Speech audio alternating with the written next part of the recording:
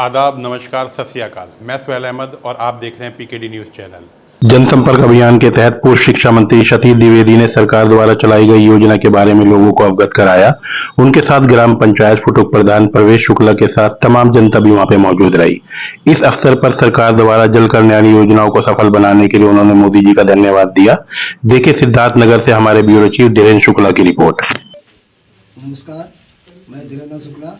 इस समय PKD news channel की तरफ से आपको हम ग्राम सभा के कटाई मुल्ला फुटुक के इस बीच में हमारे पूर्व मंत्री सतीश द्विवेदी जी आए हुए हैं। जनसंपर्क अभियान के तहत गांव में घूम घूम करके हर गांव में इस अभियान को बहुत तेज़ी से काम कर रहे हैं कि ताकि हमको जनता किस तरह से चाह रही है, जनता की हम किस तरह से सेवा दे पाएँ, और रात दिन मिला करके 24 घंटा चलने के काम कर रहे हैं।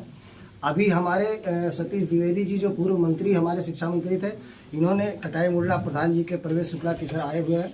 मैं इनसे जानता हूं कि आप आने वाले समय में भारतीय जनता पार्टी की तरफ से जो क्षेत्र में आप भ्रमण कर रहे हैं, जनता के हर दुख सुख में आप पहुंच रहे हैं, किसी के घर मरनी हो या किसी के घर कोई शादी हो, सभी जगह आप अटेंड कर रहे हैं और जनसंपर्क अभियान में हर गाँव में घूम घूम करके लोगों का दुख जान रहे हैं।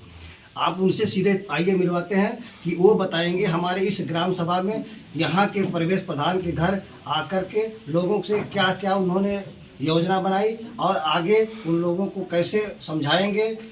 हमारे इस पूर्व मंत्री जी ने अगले चुनाव में किस तरह से इस क्षेत्र में विकास के गंगा बहाएंगे। मैं आप सीधे उनसे मिलते हैं। आइए, हमारे इस समय मौजूद है मंत्री जी। मैं आपसे ही जानना चाहता हूँ सर, आपका इस सिद्धार्थनगर में जो आप गांव-गांव में चौपाल के माध्यम से या आप जनसंपर्क के माध्यम से आप गांव-गांव में मिल रहे हैं, लोगों को जो विकास के लिए आश्वासन देते हैं, उसमें यदि आपको टिकट मिल जाए या आपको सांसद के लिए अगर जनता मांग रही हो तो आपका क्या विचार है, जनता की सेवा में किस तरह से आप आएंगे? देखिए, मैं तो भारतीय जनता पार्टी का एक कार्यकर्ता हूँ, छोटा सा सिपाही हूँ। ये सब निर्णय पार्टी का नेतृत्व करेगा, कौन लोकसभा लड़ेगा।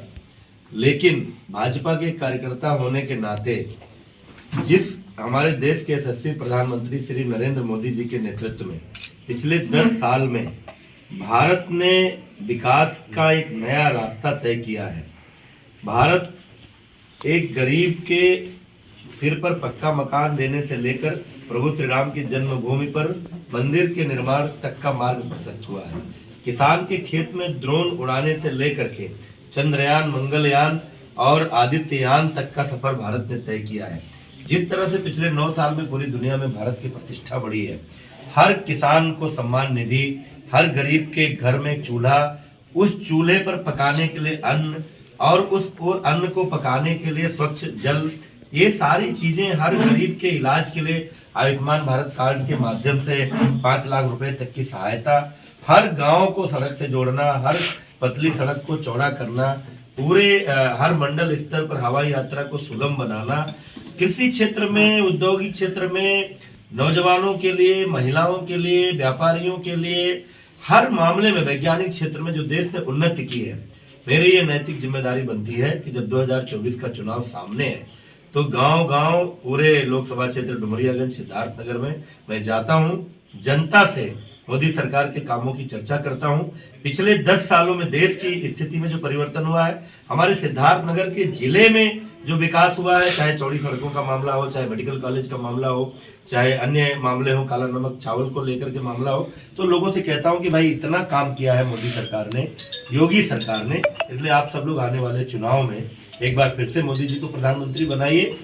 लोकसभा डुमरियागंज को जीतकर भाजपा को देना है। चुनाव कौन लड़ेगा ये पार्टी। अभी आपने देखा हमारे मंत्री साहब ने इस छोर पे जो भारतीय जनता पार्टी जिंदाबाद, जिंदाबाद, द्विवेदी भारतीय जनता पार्टी जिंदाबाद, जिंदाबाद। सिद्धार्थनगर के एक छोर पे इन्होंने जो इटवा का विधायक थे और वहां से इन्होंने शिक्षा मंत्री बने, उस छोर से लेके इस छोर पे जो हमारे सिद्धार्थनगर का आखिरी छोर है नेपाल के बॉर्डर तक, यहाँ पर पहुँच करके इन्होंने कैसे लोगों से मिला और अपने सरकार के बारे में क्या क्या योजनाएं थी उसको इन्होंने बेबाक बताया। आइए, अगर 2024 में सरकार अगर चाहती है कि यदि आपको सांसद बनाने के लिए अगर आपको टिकट मिले तो आपका क्या विकास होगा, क्या योजना होगा?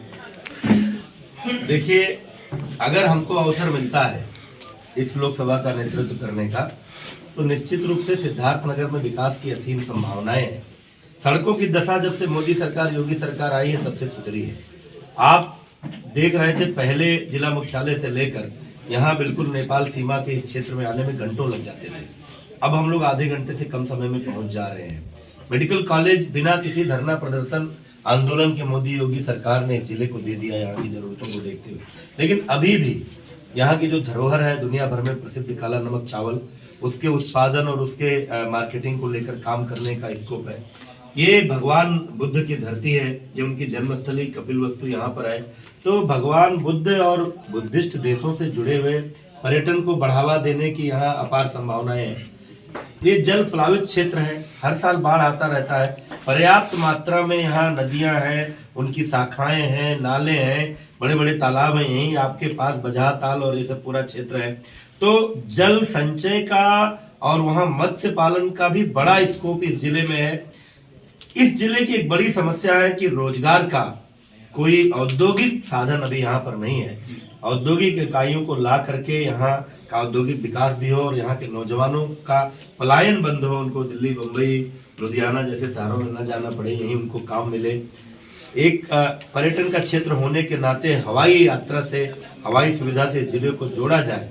जीवन में जब कभी अवसर मिलेगा इस जिले की सेवा करने का, 5 साल इटवा में मिला था, तो हमने 67 किलोमीटर सड़कों को, चाहे वो शाहपुर सिंगारजोत मार्ग रहा हो, चाहे इटवा बेलवा हिरलापुर मार्ग हो, चाहे चकैया कटेला मार्ग हो, 22 किलोमीटर एक, 22 किलोमीटर एक, 18 किलोमीटर एक, इतनी सड़कों को 7 मीटर चौड़ी बनवाया। मैं जब विधायक बना था तो बहुत सारी सड़कों, गांव तक जाने के लिए पक्की सड़कें नहीं थी, लेकिन जब 22 में छोड़ा तो विधानसभा का एक भी गांव नहीं था जो पक्की सड़क से न जुड़ चुका हो। एक भी टाउन एरिया नहीं था। इटवा बिस्कोहर 2 टाउन एरिया मेरे प्रस्ताव पर योगी सरकार ने बनाया। राजकीय inter college, degree college, ITI, polytechnic, ये चारों संस्थान एक साथ निर्माणाधीन है।